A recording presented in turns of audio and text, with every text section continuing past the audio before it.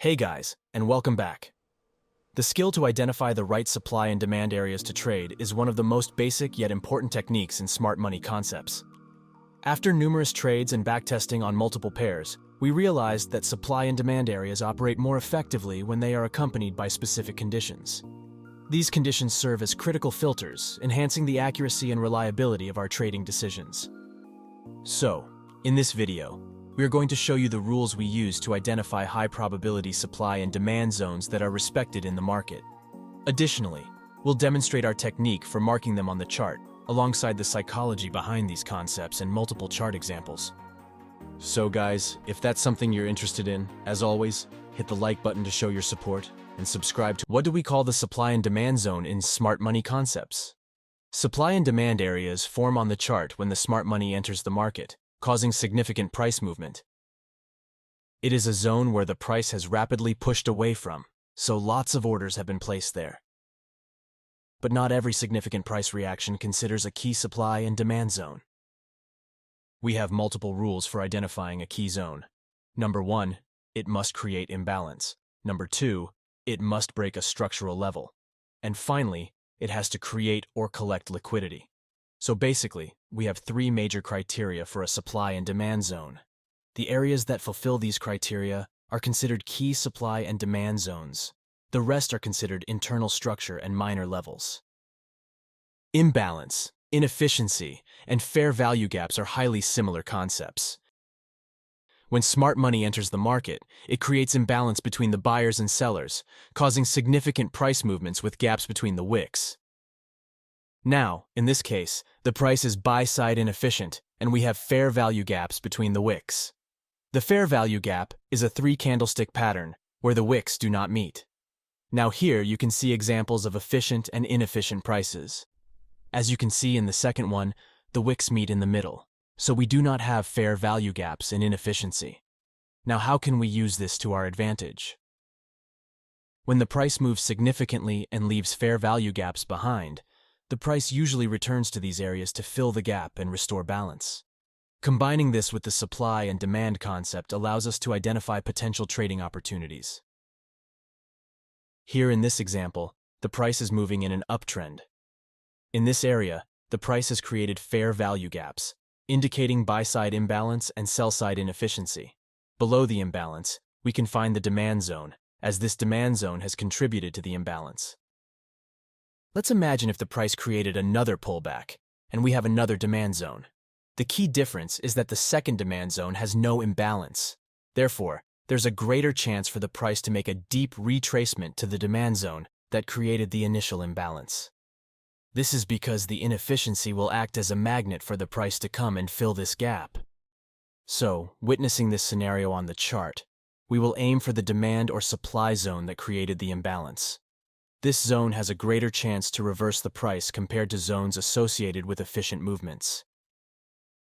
The next criterion is breaking the market structure or changing the character.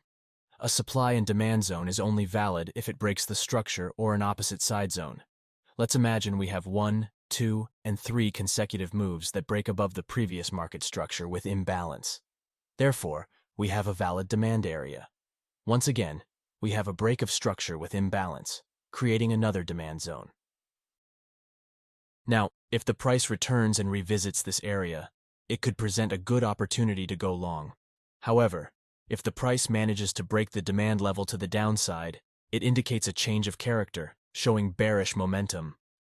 The supply has taken control and a supply zone has formed. Now we are bearish until we reach the next unmitigated demand area ahead of the price. After reaching the demand zone, we no longer have a clear directional bias. We have to observe the price action to see if the demand is being respected or not. If we get confirmation in the lower time frames, we can take long positions with reduced risk. If the price shows no signs of bullish momentum, we can continue looking for short opportunities. Now the third or +1 criterion is collecting the liquidity. This is considered a +1 criterion, because it is not necessary to create or sweep liquidity in order to have a valid zone. However, it serves as strong confirmation. So the first and second rules, creating imbalance and breaking the structure, must happen, and the third criterion, liquidity sweep, is just a confirmation. When price creates supports and internal structures before reaching a demand level, it increases the chance of bouncing off that level, because all of these supports attract traders to buy the asset. Their stop loss is considered sell orders, and if the smart money wants to buy this asset, it needs sellers in the market. This dynamic creates a scenario where price tends to bounce off the demand level as buyers step in to take advantage of the perceived value, and sellers' orders are absorbed by the buying pressure. With all being said, forming liquidity grab patterns inside the supply and demand zones are great confirmations for short-term market structure shifts. After the liquidity grab pattern formations, the market will move away towards the liquidity zones on the other side. But how does a valid liquidity sweep pattern and reversal occur on the chart? Imagine that below the lowest point of this wick is where the liquidity exists. So, in a valid liquidity sweep pattern, we want to witness a wick breakthrough at this level and immediately close above the range. Or we can only have one candlestick close below this line, and then the next candle should immediately close back inside the range. Now this is an early sign that we might witness a temporary reversal at least to this supply level in front of the price. If the price manages to break and close above this supply area, we would have a change of character which confirms that the downtrend is over and a true reversal is coming. So combining the change of character concept with the liquidity sweep pattern will give us a perfect insight into future movements. Now let me show you some practical examples on the real chart to demonstrate how we analyze the market movements and mark the supply and demand zones. But before we continue, if you're curious about how we stay updated from multiple trading tools that can significantly improve your trading, make sure to check the link in the description. So here we have Eurodollar in the 4 hours chart. The market was in a long-term uptrend until it got exhausted and shifted the direction. After breaking the demand zone to the downside, it started to create lower lows and lower highs, which means we are witnessing a bearish trend right now. In a bearish trend, the market will create and respect the supply zones over and over again, which we call a supply chain. Now, let's define the market structure and mark the supply zones. As you can see, we have the last high point and low point right here. The price has broken the structure to the downside with this inefficient move, so we have both of the criteria fulfilled. Then the price has pulled back to the supply area and got rejected. So right now, the price is in the range of this high and low. When the price breaks below this level of market structure, we will have one of the criterias fulfilled. So let's see what will happen. So right now, the price broke below this level, and we have a new supply zone. Since this movement has created the imbalance, we have a clear fair value gap area right here, and we mark the candle that created the imbalance as our supply zone. The reason behind identifying this candle as supply zone is that we believe that the decisions are made during this candle before smart money entering the market. In the following part of the video, we will show you exactly how to mark the supply zones on the chart in different market situations. But for now, let's stick to identifying supply and demand zones. So right here, if the price returns to the supply zone, it would be a great opportunity to go short. And if it breaks this level to the upside, the demand takes control. Additionally, we are waiting for the price to break below this low and identify new supply zones. So, let's see what would happen. As you can see, price has created another inefficient movement to the downside and broke structure. This means that we have a new supply area up here. Once more, we have new inefficient movement with break of structure. So we mark our supply zone. Now, as you can see in this example, we have a very strong downtrend. And in a strong trending market, the pullbacks are usually small, and that's why the price drops before reaching the supply areas. However, here the price has tapped into our supply zone and got rejected to the downside, hopefully hitting our first target, which would have been below here. So, once again, we would have new supply areas if the price continues pushing downwards. And this method goes on and on for identifying new supply and demand levels. So basically, in this technique, we pay attention to 3 major concepts: inefficiency, breaks, and liquidity sweeps. You could use any trading setups to combine with the supply and demand concepts. But before using them with real money, you should backtest it on past data to obtain the performance. Backtesting allows you to build the required confidence and prepare for potential risks associated with the trading. But unfortunately, it can be very time-consuming. That's why we use Trader Edge to backtest our exclusive trade strategies. If you're interested in using Trader Edge as your backtesting tool, check out the link in the description. Now, let us see a bullish example. Here we are on the 4-hour chart again, and as you can see, the price is in a bullish trend, creating higher highs and higher lows. This was our latest key supply zone right here, which by breaking above, we have a shift in market direction. So, we can apply the concept we have discussed in this video to the chart to identify key demand areas. These are all the demand areas that meet the 3 criteria: inefficiency, break of structure, and liquidity. Now let me show you how to mark the right area as our supply and demand zone in different market scenarios. Imagine we have a market movement with inefficiency like this. How would you mark your demand area to set a buy limit?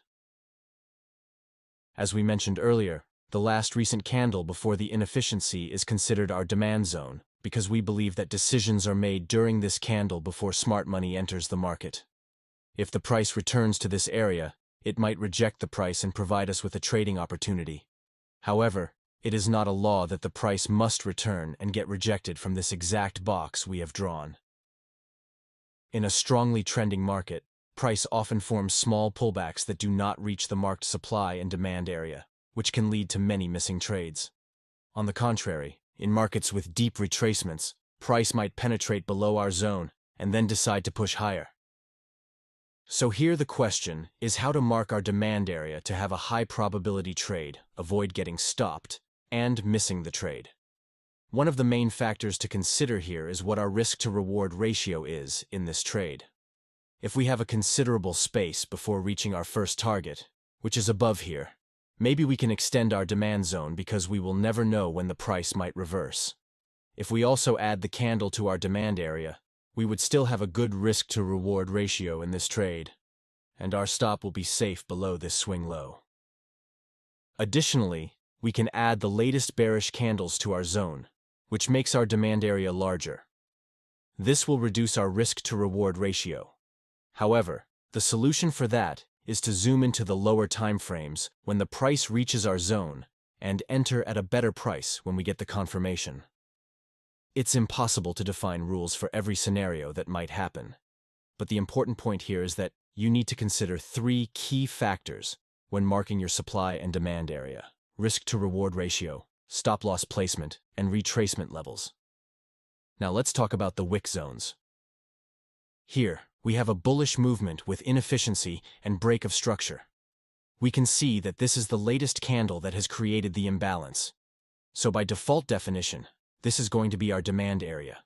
However, we have a wick formation that penetrated below the candlestick and swept the liquidity, and then the market pushed higher. So, in this scenario, we will add the wick to our demand zone because the buying orders lie in this wick. But this will make our zone much larger. That's why sometimes we prefer to only consider the wick as our supply and demand area. Or we can always look for confirmations in the lower time frames to enter the market if we have a large zone. Now let's see some real chart examples of wick zones. As you can see here, we have a movement with clear imbalance and a break of structure. This is the candle that created the imbalance, so normally we would mark this zone as our demand area. But we have a wick that grabbed the liquidity right after the demand candle. Therefore, since we have a great risk-to-reward ratio and space before reaching the next target, we would add this wick to our demand area as well. So, guys, that's it for this video. I hope this video provided value to you. If it did, please go ahead and smash the like button to show your support. And if you're new here, consider subscribing to our channel. See you in the next episode.